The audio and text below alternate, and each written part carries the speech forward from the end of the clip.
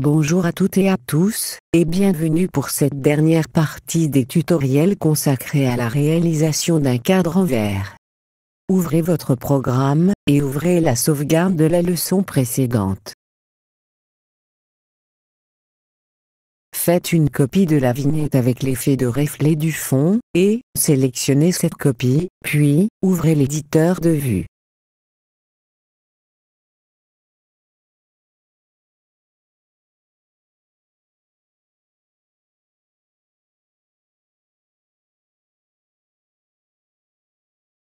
Déroulez les différents cadres, pour en voir les éléments. Dans la partie précédente, nous avons donné un mouvement de gauche à droite. Annulons ce déplacement en sélectionnant la première clé du cadre principal, et en remettant sa valeur X à 0. Faisons de même pour la seconde clé, et remettons-la également à 0 pour l'axe X.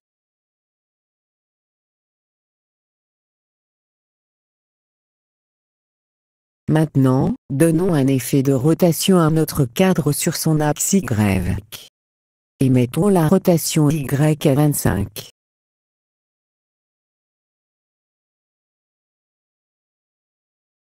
Sélectionnez l'image servant pour le reflet, et mettez sa transparence à 100%.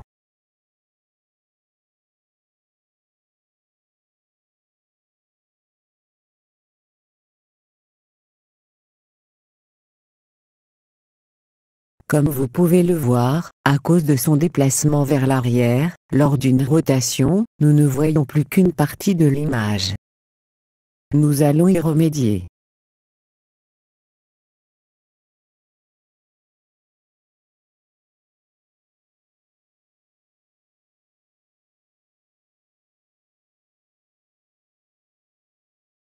Sélectionnez votre cadre principal, et mettez la rotation Y à plus 25 pour la dernière clé, et à moins 25 pour la première.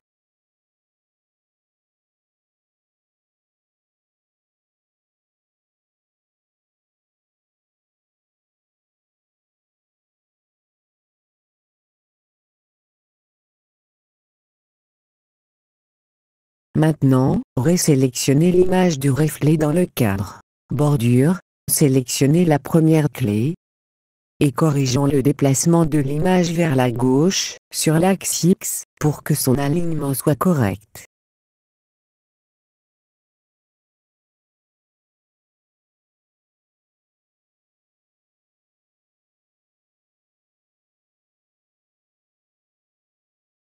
Cela nous donne une correction de moins 225.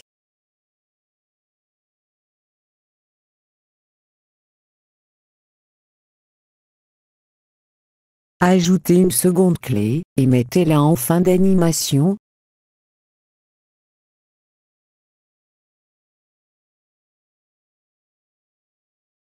Et donnez-lui le déplacement inverse, soit plus 225 sur l'axe X. Maintenant, voyons le résultat. Tout paraît normal, et nous avons un bon résultat. Comme tout est parfait, sélectionnez tour à tour la première et la dernière clé, et remettez la transparence à 60% pour les deux clés.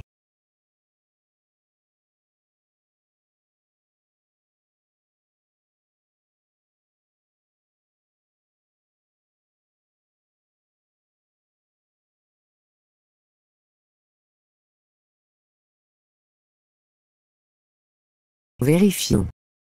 OK, tout est parfait.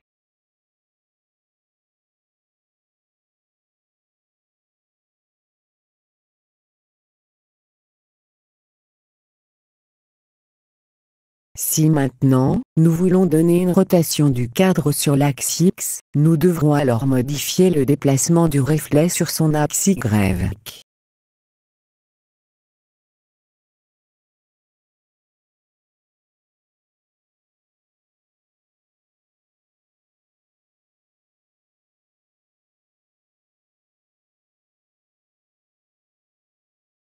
Maintenant, ajoutons un reflet de lumière.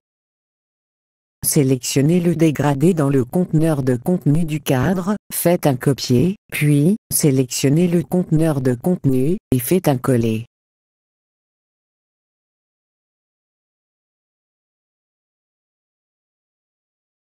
Sélectionnez la copie, puis, dans l'onglet Paramètres, modifiez le dégradé et mettez-le en couleur pleine. Modifiez ensuite sa couleur, et mettez-le en blanc.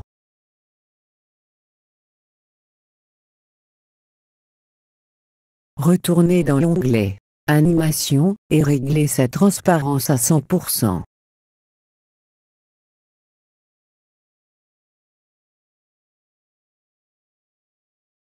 Puis, dans la propriété Taille, d'abord, déverrouillez le lien des valeurs X et Y, et mettez la taille X à 20%.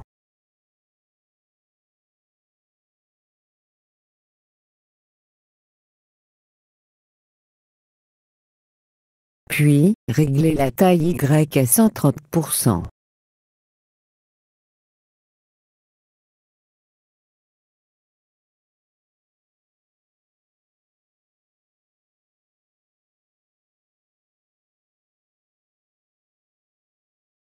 Ajustons sa transparence, pour un reflet optimal, et mettez-la à 75%. Enfin, donnons un léger effet de flou, essayons à 25%.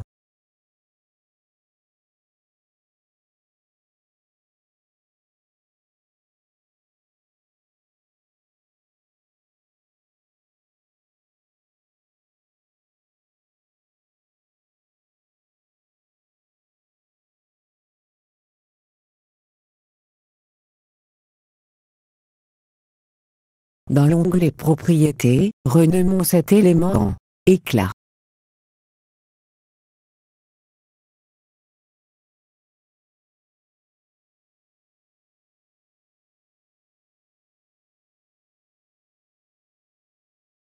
Nous allons maintenant régler son animation.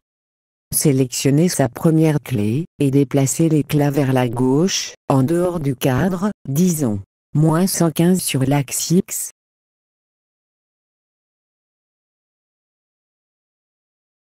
Puis, ajoutez une seconde clé en fin d'animation, et modifiez-en le déplacement par son inverse, soit +115% sur l'axe X.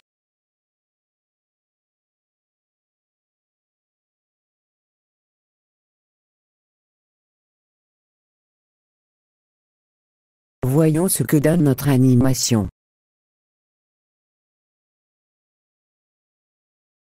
En principe, ce n'est pas mauvais, mais, je vais augmenter le niveau de flou à 75% pour les deux clés.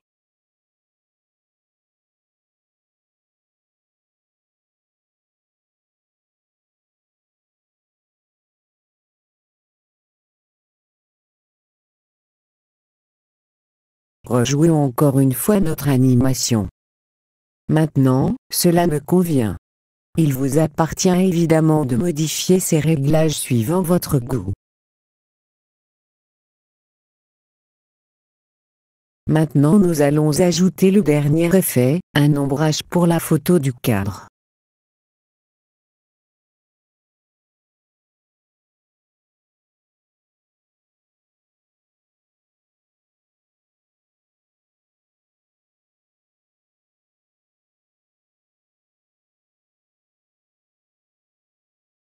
Pour ce faire, faites un copier du conteneur, bordure d'image, puis, sélectionnez le cadre, bordure, et faites un coller.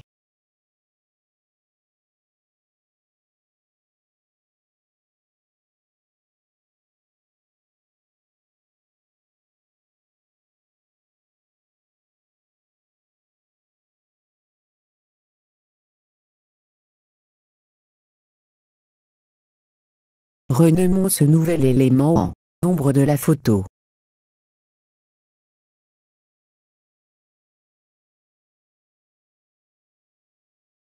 Maintenant, sélectionnez le dégradé, et modifiez-le en couleur unie, puis, modifiez sa couleur.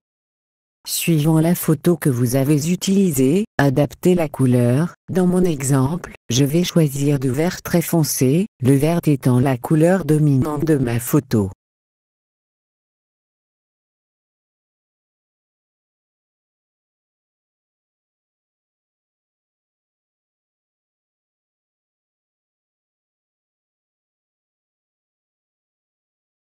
Maintenant, sélectionnez le masque visible, ou, désolé, oui, le masque visible, faites-en une copie, puis, sélectionnez le conteneur de masque, et faites un coller.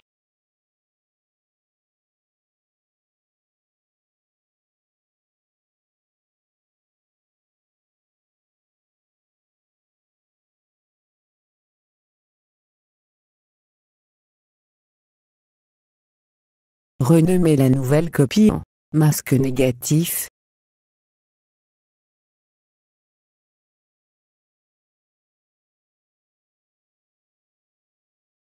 Puis, dans l'onglet Animation, avec la commande Correction de couleur, cliquez sur Négatif. Maintenant, modifiez sa taille, et réglez-la à, disons, 73%.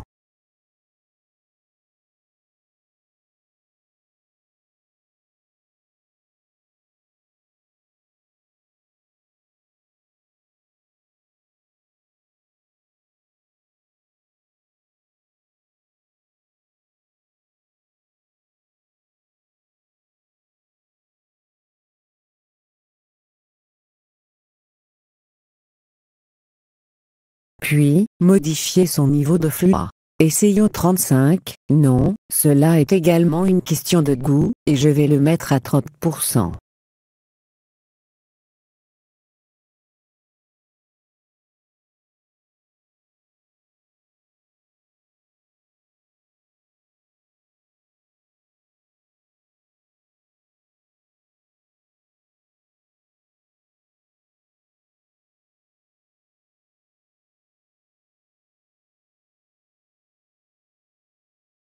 Bien, il ne reste qu'à modifier la taille du masque visible, le mettre à 75%, pour qu'il corresponde avec la bordure du cadre, et notre animation est prête.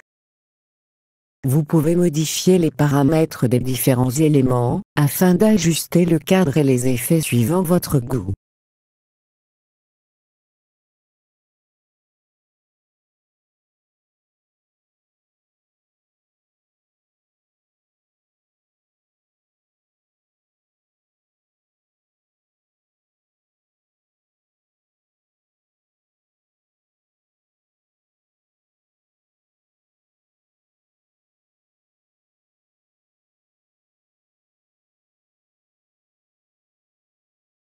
S'il n'y a pas d'erreur, l'image de fond et le reflet doivent avoir l'index 1 en image principale, et la photo dans le cadre, l'index 2.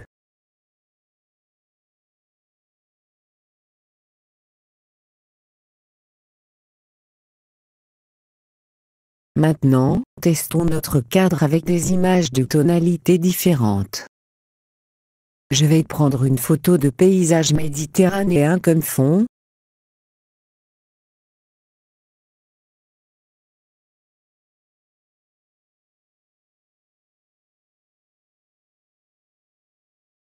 Et, ce joli pan, comme image dans le cadre.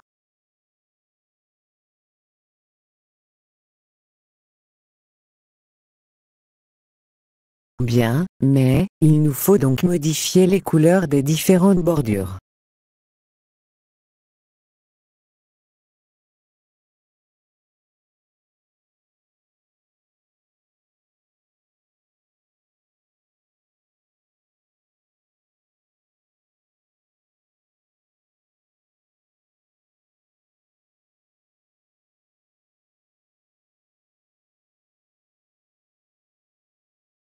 Pour les bordures du cadre, nous avons des tons dominants de bleu.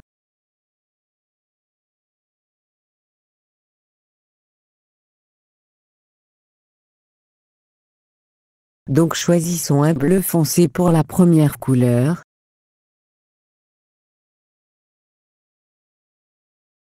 Et un bleu clair pour la seconde.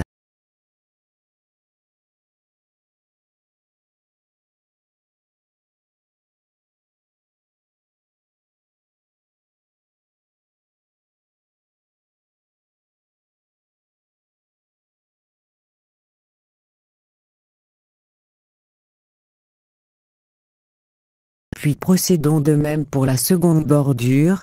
Dans le bas de la fenêtre, vous avez la liste des dernières couleurs utilisées, vous pouvez donc les utiliser pour garder les mêmes couleurs pour les deux bordures. Enfin, sélectionnez l'élément ombre de la photo, et ajustez également sa couleur, ici, du bleu foncé.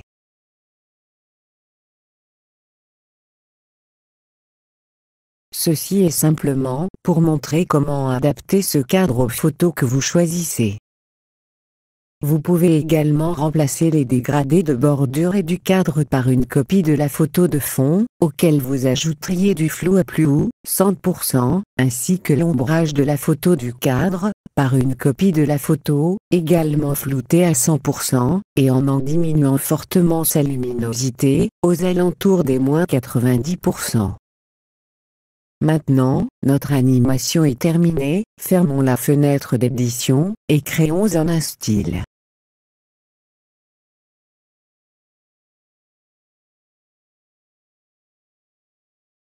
Cliquez sur Style et thème. Dans la fenêtre Style et thème, cliquez sur la commande Style, puis sur l'option Nouveau style. Dans la nouvelle fenêtre, donnez un nom à votre style.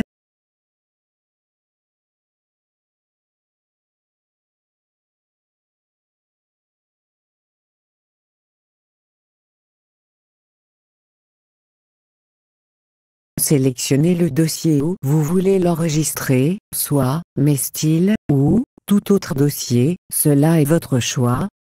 Vous pouvez introduire votre nom comme créateur du style. Vérifiez au passage qu'il y a bien 2 images principales nécessaires pour ce style, puis, cliquez sur Créer.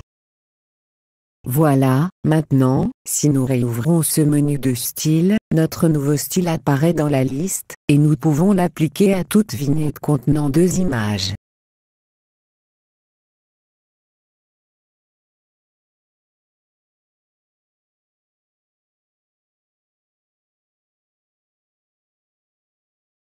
Et nous voilà parvenus à la fin de cette série de tutoriels.